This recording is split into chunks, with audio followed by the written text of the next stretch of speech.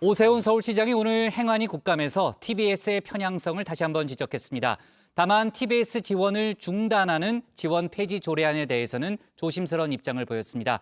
환노위 국감은 전쟁터였는데요. 김문수 경사노위 위원장의 발언으로 소동이 일면서 연속으로 파행됐습니다. 민주당 윤건영 의원에게 종북 성향이 있다고 한 건데 박준우 마커가 주민에서 관련 소식 정리했습니다. 네, 토론회 읽어주는 남자, 일명 토익남, 저의 부캐이기도 하죠. 오늘은 한 글자만 바꿔서 국일남으로 돌아왔습니다.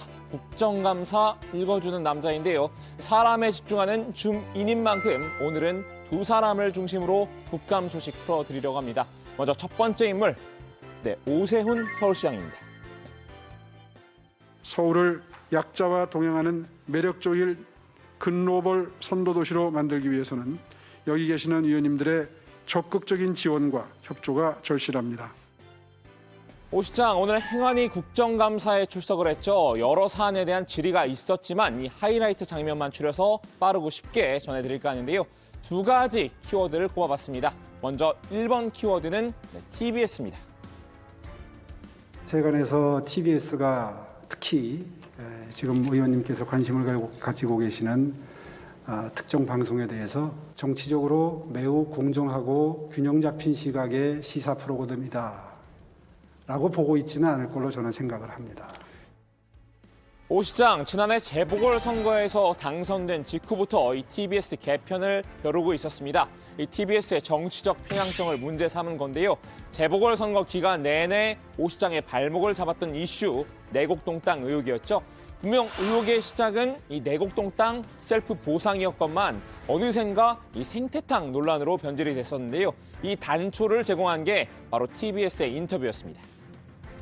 경작인 김 선생은 2005년 6월 측량이 있었던 날 오세훈 후보 장인 그리고 오세훈 후보와 함께 안골 식당에서 생태탕을 먹었다고 주장을 하고 있는데 혹시 그날 기억하십니까?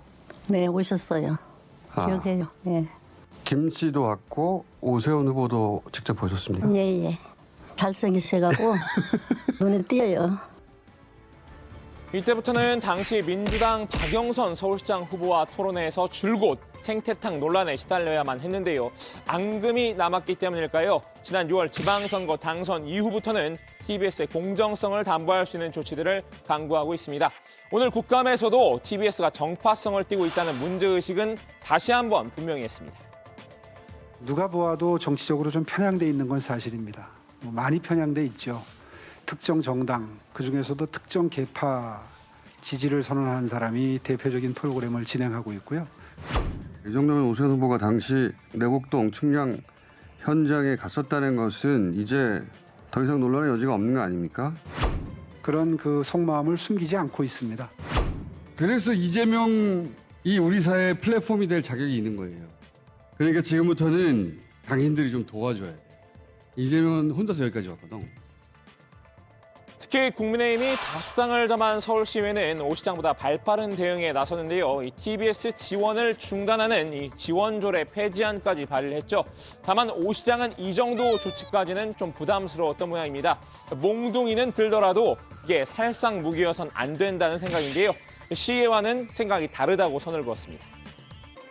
폐지 여부에 대해서 어떤 의견을 갖고 계신지 여쭙습니다. 그렇기 때문에 시의회는 폐지 조례안을 냈지만 저는 그러한 노조의 지금 움직임에 대해서 예의주시하고 있고요. 현재로서는 입장을 달리하는데 그건 이제 시의회와 끊임없는 소통을 통해서 논의해 나가도록 하겠습니다.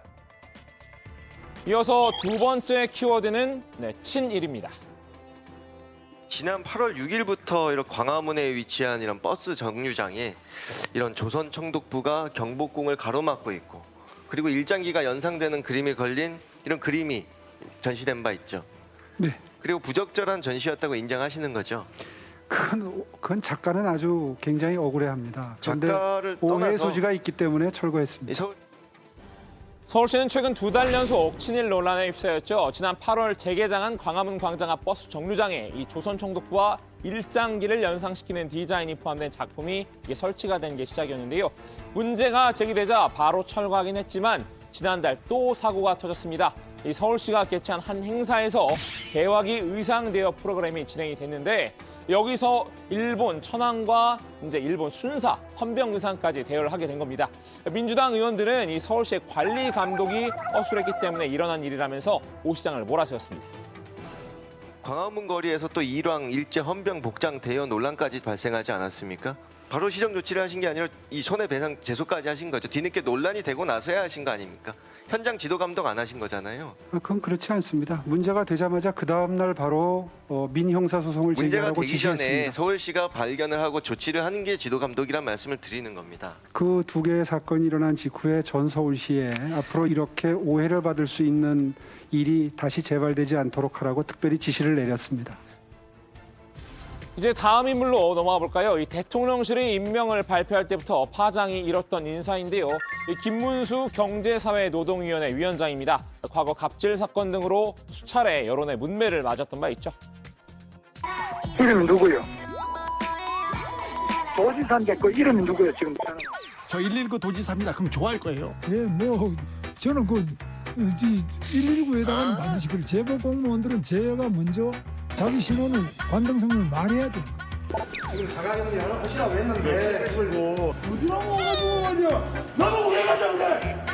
거부하면 어쩔 수 없어요. 거부가 아니지. 내가 왜 거부를 해? 거부는 내가 나는 서울 영지구라서 나는 예, 제가 압니다. 영도부 경찰서 내가 기분인데 왜 가져오려고? 아니 내가 그렇게 질문해서. 윤석열 대통령이 뒤늦게 알게 된 이 아나바다의 의미를 인사에 잘못 적용한 게 아니냐 이런 비판도 제기됐었습니다. 아껴 쓰고 나눠 쓰고 바꿔 쓰고 다시 쓰자라는. 불법법의 손해배상 폭탄이 특효약이다. 이 반노동 발언으로도 구설에 올랐었는데요. 이런 전력 때문인지 오늘 진행된 환노위 국감에서도 야당 의원들은 이 김 위원장의 성향과 사상 검증에 주력했습니다. 특히 이 노란 봉투법에 대한 김 위원장의 생각을 캐물었는데요. 어떻게 노란봉투법 관련해서 반대 의견을 이렇게 분명하게 피력하시냐 하는 얘기예요.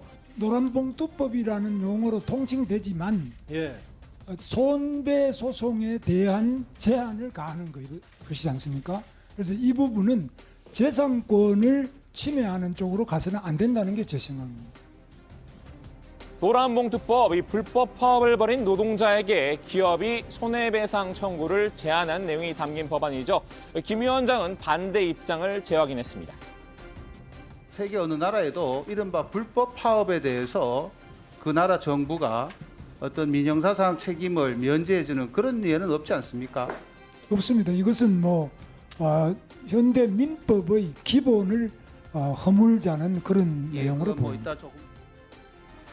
과거 김 위원장의 과격한 언사도 다시 도마 위에 올랐죠. 이 노동 이슈와 관련된 발언은 아니었지만 민주당 윤건영 의원을 종북 인사라고 매도했던 발언이 재소환된 건데요. 이 환노위원인 윤 의원 본인이 직접 김 위원장에게 입장을 물었습니다. 다시 묻겠습니다. 윤건영이 종북 본성을 드러내고 있다. 생각과 말과 행동으로 수령님께 충성하고 있다. 이 생각에 변함이 없습니까? 저런 점도 있는 측면이 있다고 제가 생각합니다. 그러나 그렇습니다. 딱 잘라서 말씀드리기보다는 문제가 있는 점이 많이 있다. 좀 그렇게 생각합니다. 그러니까 이 윤 의원에게 여전히 종북 성향이 있다는 김 위원장의 발언에 국감장은 순식간에 뒤집어졌는데요. 시간을 잠시 멈춰주시고요.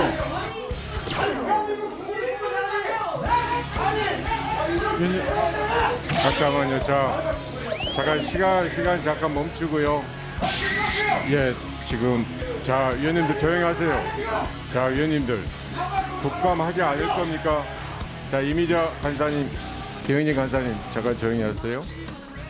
이 부분에 대해서는 계속 질의를 할 수도 있습니다만은 국정감사 중에 위원이 모욕을 당하거나 명예훼손을 당한 것은 계속적으로 질의를 하기 어려울 수도 있다고 생각합니다. 국민의힘 의원들은 이 국감장이 청문회장이냐면서 애써 방어해 놨습니다. 지금 말씀하신 부분에 충분히 그 부분에도 동의를 하는데 오늘 여기는 국감장인데 청문회 지금 하는 자리인 것 같아요. 하지만 야당 의원들은 아무리 나, 바, 다라고 하더라도 김 위원장은 다시 쓸 수 없다는 결론에 도달했습니다. 김문수 위원장은 우리가 그래도 국회의원 선배라고 정말 최소한의 예의를 갖추려고 그랬는데 예, 지금 하시는 말씀 보니까 우리가 처음 시작할 때 사고 칠 거다 이렇게 생각했어요, 솔직히. 김문수 위원장의 답변을 들으면서 저는 동료 의원으로서 견딜 수 없는 모욕감을 느꼈습니다. 도무지 국정감사를 진행할 수가 없는 상황이고요. 저는 여러 의원님들께서 이야기하셨지만 고발 조치하고 그리고 분명한 사과를 듣고 그걸로도 부족하다고 생각합니다. 결국 환노위 오전 국감은 파행으로 치달았는데요. 지금 계속 국정감사를 진행하는 것보다는 국회를 모욕한 분명한 발언을 한 김문수 경산호위 위원장에 대해서 환경노동위원회는 어떤 처분과 어떤 조치를 결정하고 그리고 나서 국정감사를 계속 진행하는 게 맞다고 생각합니다. 자, 이렇게 두 인물에 초점을 맞춰 행안위와 환노위 국감 소식 전해드렸는데요. 이 환노위 국감에서는 이 외에도 눈여겨볼 만한 장면들이 더 있었습니다. 이 내용은 들어가서 좀 더 얘기 나눠보겠습니다. 오늘 주민 한마디는 이렇게 정리합니다. 오세훈, TBS 누가 봐도 정치 편향, 김문수, 민주당 윤건영 종북 측면이 있다.